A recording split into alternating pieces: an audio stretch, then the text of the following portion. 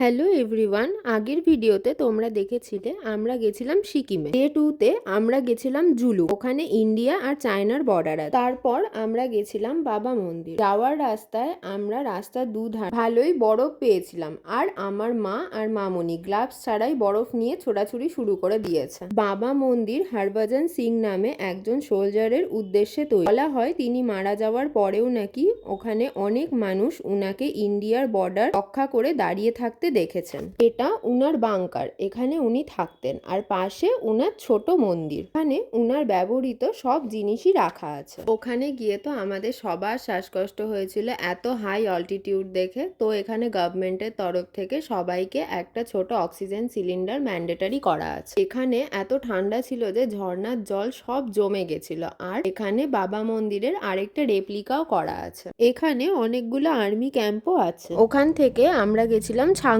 লেকে। ওখানে টেম্পারেচার ছিল -6। ওখানে তো আমরা ঠান্ডায় প্রায় সবাই জমেই গেছিলাম। ফেরার সময় আমরা গ্যাংটকের এমজি মার্কেটে অল্প শপিং করে বাড়ি ফিরেছিলাম। হরে কৃষ্ণা।